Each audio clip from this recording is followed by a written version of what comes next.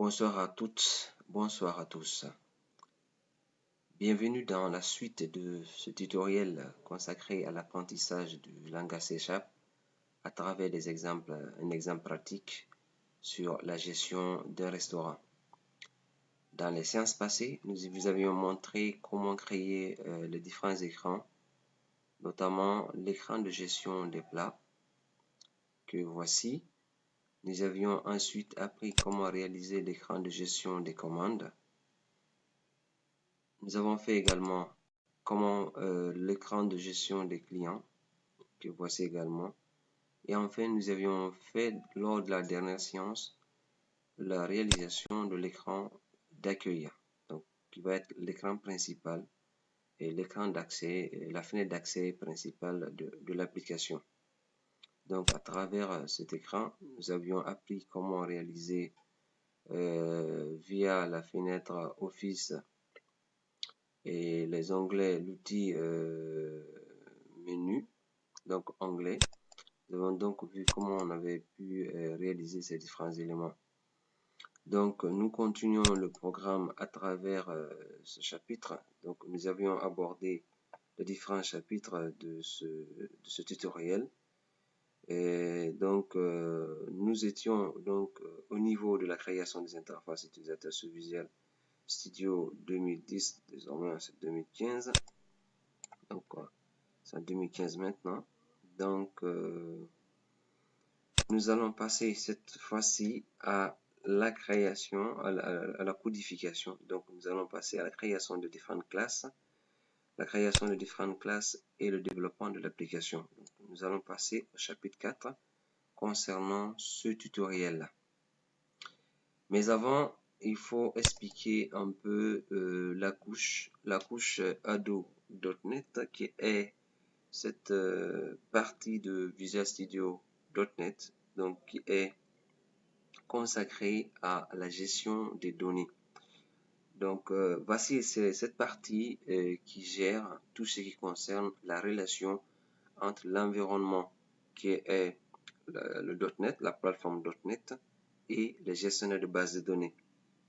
Donc, que vous ayez, par exemple, fait votre base de données sous Oracle, ou sous MySQL, ou sur Microsoft Access, ou dans notre cas présent sur Microsoft SQL Server, la plateforme .NET vous dispose d'outils, d'objets et de composants qui vous permettent donc d'accéder, de créer, de manipuler les données plus aisément, plus facilement.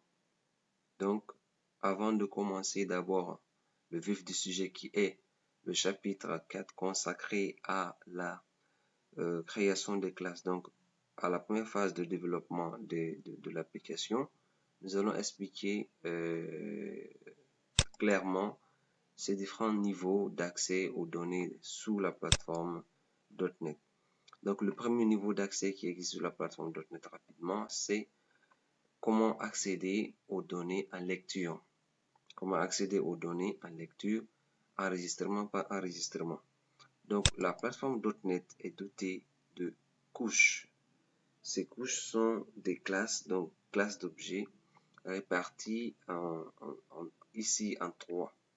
Donc, pour un utilisateur qui souhaite accéder aux données en lecture et de récupérer ces données en mémoire pour pouvoir les manipuler dans l'application, il a 3 niveaux d'accès aux données.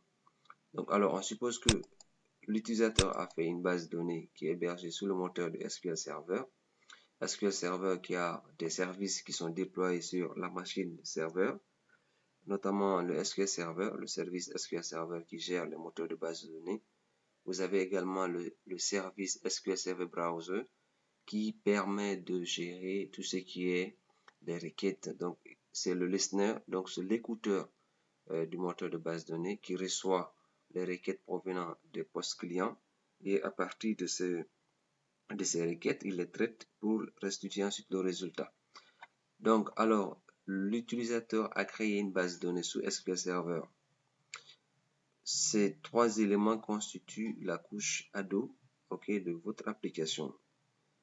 Lorsque vous voulez accéder aux informations pour pouvoir les manipuler en lecture dans votre application, vous devez d'abord ouvrir la liaison avec la base de données à travers l'objet connexion. Donc, l'objet connexion gère tout ce qui concerne l'établissement de la connexion avec la base de données, ouverture des canaux de communication. Donc, il prépare un peu la communication entre votre environnement de travail, votre IDE, donc Visual Studio.NET, et le moteur de base de données qui est, dans notre cas, SQL Server. Donc, l'objet connexion. Lorsque le canal est ouvert et que la communication est engagée, donc, grâce à l'objet commande, le développeur peut envoyer des requêtes ou des injections SQL pour pouvoir, comment j'appelle, extraire des données. Donc, dans le cas de figure, il s'agit donc d'envoyer une requête sélection, donc un select, qui va extraire les informations contenues dans la base de données et les importer dans un autre objet qui s'appelle DataReader, donc qui est le lecteur de données. Donc, le commande envoie une requête après ouverture du canal de communication d'établissement de la liaison avec la base de données via l'objet connexion. Maintenant, l'objet commande permet d'envoyer les requêtes. Des requêtes sélection en vue d'extraire les informations contenues dans la base de données. Donc, le résultat de la requête sélection est ensuite retourné et stocké dans un objet de lecture de données qui s'appelle DataReader. Donc, ça, c'est le premier cas de figure. Donc, pour quiconque, par exemple, veut extraire les informations à travers la plateforme .NET, il extrait les informations sur la plateforme pour les manipuler ensuite dans l'environnement. Donc, il doit suivre ce schéma. Ouverture de la liaison avec la base de données. Ensuite, envoi de la requête via l'objet commande et récupération du résultat à travers un data reader. Ensuite, vous avez le deuxième niveau d'accès qu'on peut retrouver lorsqu'on veut faire une lecture et écriture à la fois. Donc, lorsqu'on veut faire des lectures en masse. Et ce contexte, déjà, beaucoup plus adapté, par exemple, lorsque vous utilisez du ASP.NET et que vous souhaitez envoyer les informations dans un tableau, dans un data grid view. Donc, vous extrayez les informations à travers la base de données, vous les chargez dans un data grid view. Ce schéma, il est plus adapté pour gérer ce genre de situation. Donc, c'est presque la même chose que tout à l'heure. Il y a l'établissement de la liaison avec la base de données. Donc, récupération de la chaîne de connexion à travers l'objet connexion. Ensuite, l'objet commande permet donc d'envoyer une requête sélection sur la base de données en vue d'extraire les informations dont on a besoin. Les informations sont récupérées donc en plus grande quantité cette fois-ci, contrairement au premier cas où on avait les enregistrements qui sont récupérés ligne par ligne. Donc là, on a la possibilité d'extraire une plus grande quantité d'informations, un plus grand volume d'informations qui ensuite sont stockées dans un data adapter. Ce data adapter donc va le verser dans une base de données locale virtuelle qui est créée à cet effet dans votre environnement qui s'appelle dataset. Donc ce deuxième schéma explique un peu comment extraire les informations en plus grand volume, plus adapté, comme je le disais tantôt, lorsque vous êtes dans le développement web avec le ASP. Donc, vous avez la possibilité d'extraire les informations en plus grand volume et de les charger dans un data grid view via un navigateur web. Le troisième schéma explique un peu comment on envoie des injections SQL, des transactions, donc comment transférer des données en mode écriture dans votre base de données. Donc, vous souhaitez insérer des informations à travers l'environnement. Pardon. Vous souhaitez donc envoyer des données via la plateforme. Insérer, modifier, donc avec les clauses SQL, insert, update ou delete. Donc, vous utilisez deux objets dans ce contexte, contrairement aux deux précédents schémas. On ouvre la connexion comme dans le précédent schéma. Une fois que la connexion est établie avec la base de données, la liaison, elle est engagée, elle est consolidée, on envoie une injection SQL, soit une insertion avec insert, ou une mise à jour avec update, ou une suppression avec delete. Donc, ce dernier schéma donc explique un peu comment les données peuvent être transférées via la plateforme .NET et via également sa couche ADO, ADO qui signifie ActiveX Data Object, donc qui est l'objet d'accès aux données ActiveX, l'objet ActiveX d'accès aux données, donc qui permet donc d'envoyer des informations dans une base de données, donc de faire une modification ou une mise à jour à travers la base de données. Donc la compréhension de ces trois schémas est fondamentale pour la suite de ce tutoriel parce que ce n'est que ce schéma que nous allons appliquer pour pouvoir manipuler, créer, insérer, modifier, extraire les informations dans une base de données. Donc, si cela est compris à travers donc, ces trois schémas, nous allons donc passer directement à la phase de développement. Nous allons donc lancer notre environnement de travail qui est déjà ouvert. Donc, à travers cet environnement, nous allons ajouter notre première classe qui va se charger d'établir la liaison avec la base de données. Donc, mais avant, on va donc connecter notre environnement, donc le projet, à la base de données.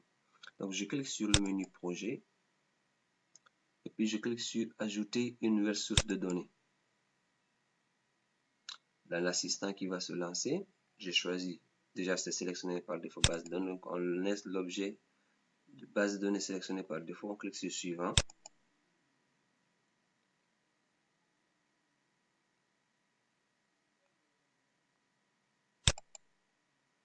Ensuite, on laisse sélectionner également l'objet par défaut dataset, continue suivant. Donc, je vais donc cliquer sur, j'avais déjà ajouté auparavant la chaîne de connexion. Permettez, je vais rapidement supprimer cette chaîne de connexion pour éviter toute confusion dans la nouvelle partie. Donc, je vais dans paramètres, je vais supprimer cette chaîne de connexion qui est déjà là. Je clique droit, supprimer un paramètre. Et voilà, donc ça me permet donc de créer une chaîne de connexion rapidement. Donc, je clique sur le menu projet.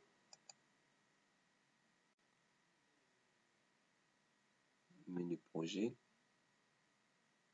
Ensuite, je clique sur ajouter une nouvelle source de données. Suivant. Suivant. Voilà. Je clique sur nouvelle connexion. Je choisis Microsoft SQL Server. Continuer. Et je mets le nom du serveur. Donc là, on me demande les informations d'authentification du serveur. Donc le nom du serveur. À ce stade, lors de l'installation de SQL Server, vous avez choisi l'instance par défaut. Il vous suffit juste de mettre entre parenthèses local. Si c'est l'instance par défaut que vous avez installée. Bien sûr, lorsque vous installez SQL Server, si vous avez choisi l'option instance par défaut, il vous suffit de spécifier lors de la connexion du projet à la base de données locale. Pour quelqu'un qui a choisi l'option instance nommée lors de l'installation de SQL Server, donc il suffit à ce moment de dérouler, pardon, il déroule la liste et il verra le nom de son instance précédé du nom de l'ordinateur. Là, il choisit ce qui suit et puis il vient spécifier maintenant le nom de connexion. Alors là également, ça suffit. Ça suppose que lors de l'installation, il a spécifié le mode d'authentification. Le mode d'authentification est souvent soit authentification Windows, ce qui signifie que vous pouvez utiliser votre compte Windows pour accéder à l'interface d'administration SQL Server. Authentification SQL, que nous allons prendre d'ailleurs, signifie que vous pouvez créer un utilisateur, donc un nom de connexion associé à un utilisateur, à qui vous allez donner un mot de passe et qui vous permettra d'avoir accès à l'interface d'administration. Bien évidemment, pour que cet utilisateur puisse manipuler la base de données à travers votre application, il faudrait lui donner tous les pouvoirs, tous les privilèges sur la base de données. Donc, je vais saisir le mot de passe de l'administrateur SA qu'on avait choisi lors de l'installation. Je vais cocher enregistrer mon mot de passe pour ne pas qu'il ait à redemander à chaque fois. Je déroule la liste de bases de données. Donc, je choisis ma donnée restaurant. Je peux tester la connexion. Test de connexion réussi. Et je clique sur OK.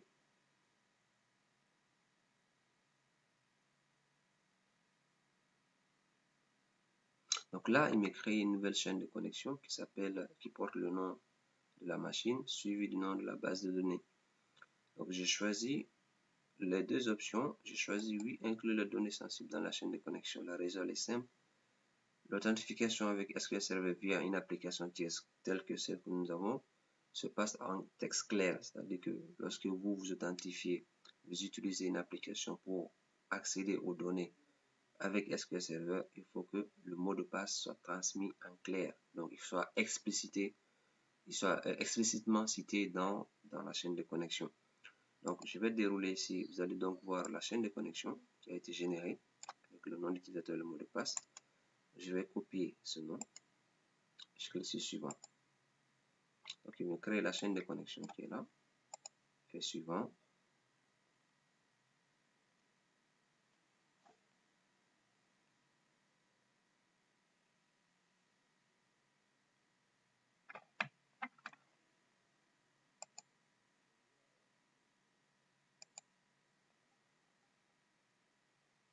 Donc, je coche les différents objets que je dois importer dans mon projet, c'est-à-dire dans la base de données locale, qui est le dataset qui va être généré en fonction de l'application. Donc, je choisis table, vu que je n'ai pas d'objet vu créé, je n'ai pas d'objet procédure stocké dans ma base de données. Donc, je clique enfin sur terminer.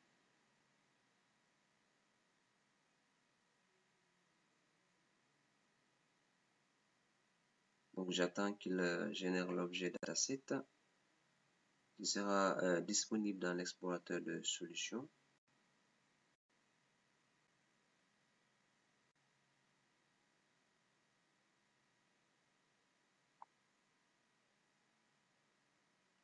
Donc, je clique sur explorateur de solutions et vous avez un nouvel objet qui est généré à partir de là.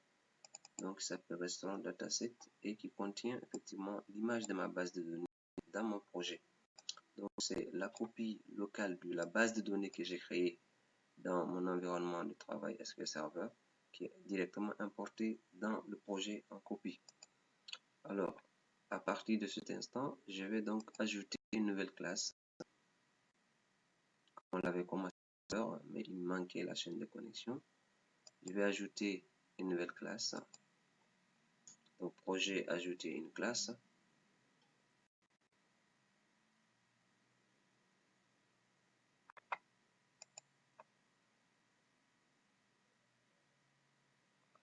Je nomme la classe connexion. Donc, cette classe aura pour rôle de pouvoir établir à chaque besoin d'accès à la base de données, donc d'établir la liaison à travers l'objet connexion et de pouvoir envoyer des requêtes à travers l'objet commande. Donc, à chaque fois que l'on a besoin d'accéder aux informations via notre application qu'on est en train de développer, on ne fera qu'appeler la méthode que nous allons mettre à travers dans la classe connexion. Donc, je clique sur ajouter. Donc là, ça me génère directement le corps de la classe. Dans cette classe, nous aurons besoin de 3 librairies, de 3 espaces de nom, de 3 bibliothèques qui sont liées entre autres aux données et également aux objets graphiques parce que nous allons avoir besoin de manipuler dans nos différentes classes les objets graphiques dans le code. Donc, pour pouvoir manipuler ces objets graphiques dans le code, il est indispensable d'intégrer dans nos classes la bibliothèque system.windows.forms, la bibliothèque Windows, donc qui contient l'ensemble des objets graphiques manipulables dans le code. Donc, dans l'entête en IVA, je vais écrire donc la bibliothèque, je vais importer dans le projet, donc dans la classe, la bibliothèque de gestion de données de manière globale qui s'intéresse à tous les objets de manipulation des bases de données, quel que soit le gestionnaire. Donc, j'écris using system.data. Ensuite, j'écris using system.data. Donc, j'ai dit tout à l'heure que data contient l'ensemble des objets de manipulation des bases de données, quel que soit le gestionnaire de bases de données. Donc, et vu qu'il y en a une pléthore sur le marché, Donc, on peut comprendre que là, il faut que, après avoir intégré cette librairie, spécifier quel est le gestionnaire dans lequel la base de données en cours est hébergée. Vu que notre base de données elle est hébergée dans SQL Server, donc on a besoin de spécifier quel est le provider, donc le fournisseur d'accès aux données destiné ou dédié à SQL Server. Donc, raison pour laquelle on a besoin de cette deuxième ligne, de dire system.data.sql client. Donc, ça, c'est ce qui concerne SQL Server. Quand vous avez une base de données MySQL, donc l'extension sera MySQL. Et quand vous avez une base de données, par exemple Microsoft Access, vous aurez besoin de OLEDB. Donc, cette partie dépend du gestionnaire dans lequel vous avez hébergé votre base de données. Donc, pour pouvoir manipuler, comme je l'ai dit tantôt, les objets graphiques, à savoir les boutons, les zones de saisie ou encore, comment j'appelle, les messages, les boîtes de dialogue, j'ai besoin d'intégrer dans mon projet l'espace ou la librairie contenant ces différents éléments. Donc, je vais écrire using system.windows.forms. Donc, c'est cette librairie qui contient tout ce qui concerne les objets graphiques définis en défaut dans Windows. Mais en plus de ces trois librairies, j'ai utilisé des extensions sur mes différents formulaires, des extensions qui ne sont pas fournies en standard dans Visual Studio. Donc, c'est des extensions que j'ai installées et donc quand j'ai besoin d'utiliser ces objets graphiques que j'ai déjà mis sur à travers cette zone. Donc, il me faut connaître le type de données de cette zone-là. Donc, quand je sélectionne la zone de texte et que j'arrive dans ses propriétés, le compilateur me montre effectivement le type de données. Donc, c'est un type devcomponent.NET Bar. Donc, ce sont des objets qui sont dans la librairie .NET Bar, qui ne sont pas fournis en standard dans le Microsoft, dans le Windows Forms. Donc, dans ce contexte, j'ai besoin, dans ma classe, d'intégrer en plus de Windows Forms, de dev.NET Bar, des composants .NET Bar. Donc, ça sera dans la prochaine classe que nous allons créer. Donc, on n'a pas besoin de .NET Bar dans cette classe-ci. Donc, dans ma classe, je vais donc déclarer un objet qui permettra, tel qu'on l'a dit dans le schéma antérieurement, un objet qui me permettra donc d'établir la liaison avec la base de données, de consolider cette liaison, et ensuite un objet qui me permettra d'envoyer des requêtes lorsque la liaison est consolidée, elle est établie avec la base de données, d'envoyer des requêtes, soit des injections SQL ou des requêtes d'extraction. Et ensuite, un objet qui me permettra donc de parcourir les enregistrements dans le cas où il s'agit d'une lecture par enregistrement. Donc, je vais donc spécifier le type. Pour le premier objet, c'est de type SQL Connection, vu que la base de données est SQL Client, elle est dans SQL Server. Donc, j'aurai private SQL Connection. Je vais déclarer la variable comme ceci. Ensuite, je vais déclarer notre variable type public, cette fois-ci de type commande, le nommer cmd comme commande, et la troisième variable qui sera publique également, ce sont des objets, c'est de type SQL Data Reader. Data Reader, je vais le nommer DS. Voilà. Alors, le choix de la portée de ces variables est fonction de ce que je vais faire avec ces variables-là, avec ces objets. Donc, c'est des classes, donc des objets. Alors, l'objet connexion, comme je l'ai dit à l'entame, me permettra d'ouvrir la connexion avec la base de données et d'établir la liaison. Donc, elle ne sera utilisée que dans cette classe. Raison pour laquelle j'ai choisi la portée privée. Les objets, par contre, commande et data reader seront utilisés dans l'ensemble des classes que nous aurons à créer dans ce projet. Donc, je les ai mis avec une portée publique, afin que dans chaque classe où j'aurai besoin d'accéder aux données, afin de pouvoir les instancier et de récupérer plus facilement. Alors, l'étape suivante, après avoir donc déclaré ces différents objets de manipulation de données, nous allons créer une méthode dans la classe connexion. Cette méthode a pour rôle de pouvoir donc récupérer la chaîne de connexion et de le transférer à l'objet commande. Donc, je vais déclarer la méthode publique. Void. Je vais donner connecter. Une méthode sans argument. Bien.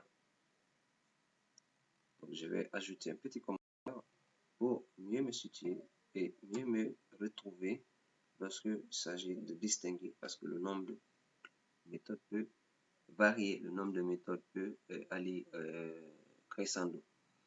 Donc, je vais donc ajouter un commentaire méthode de gestion de la chaîne de connexion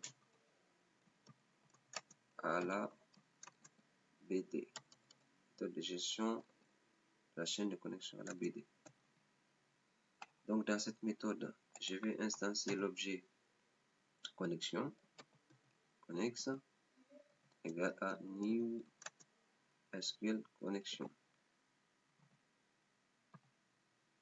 Ensuite, rappelez-vous que je vais récupérer tout à l'heure la chaîne de connexion lorsqu'on connectait l'application à l'interface, avec la base de données. Je vais récupérer tout à l'heure la chaîne de connexion. Donc, je vais mettre connexion string égale à ce que j'ai récupéré tout à l'heure comme valeur au niveau de l'interconnexion.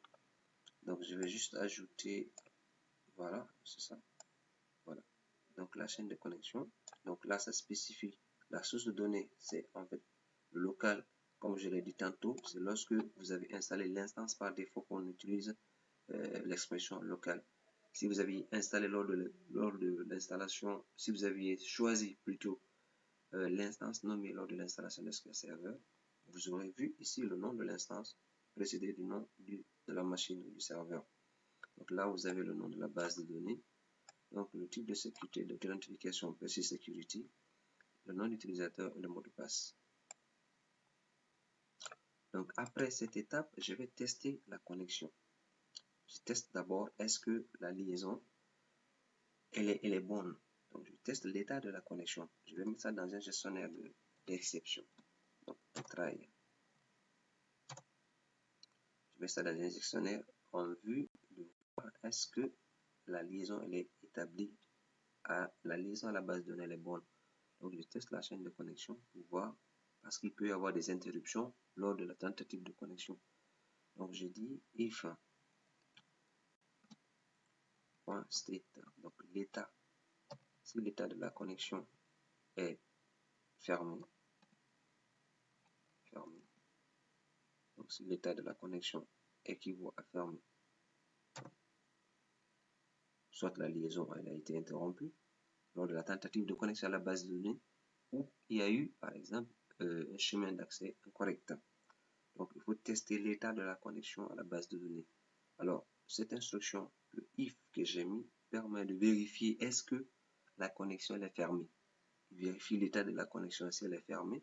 Alors on force l'ouverture. On demande de l'ouvrir.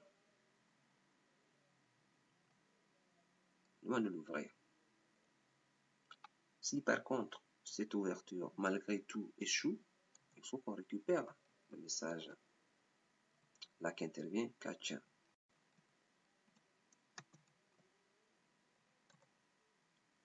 Je récupère le message d'erreur.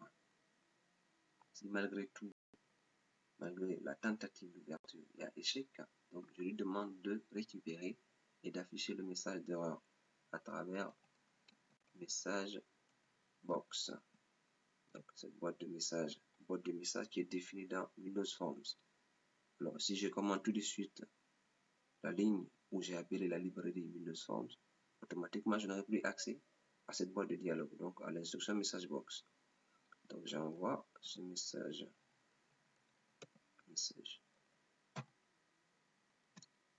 Et voilà. Donc cette rubrique, j'ai oublié .show. Bien.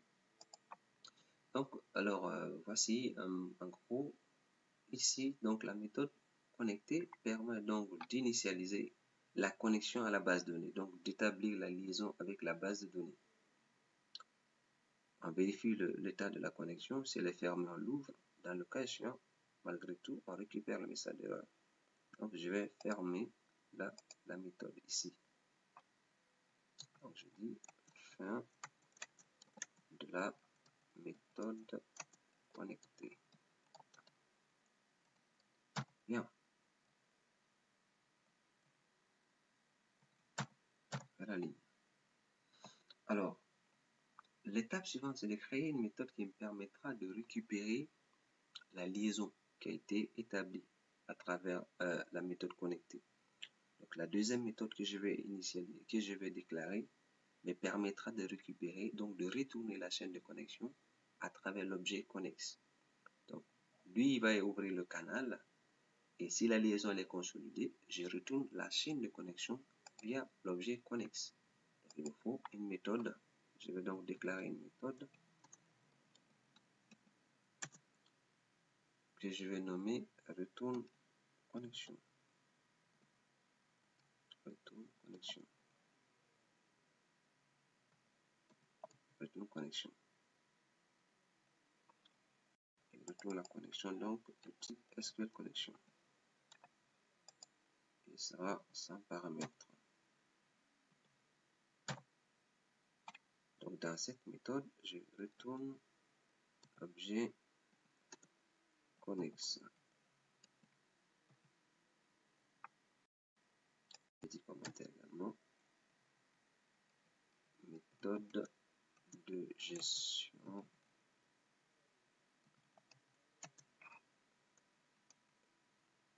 bien je dis la méthode qui permet de récupérer la liaison à la BD pour ensuite la transférer à l'objet commande.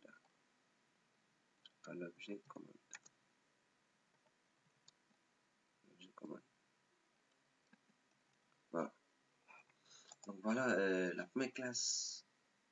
Nous avons fini de déclarer la première classe et elle permet donc de gérer l'ensemble des processus qui vont venir après parce qu'elle contient la chaîne de connexion à la base de données indispensable pour toute manipulation.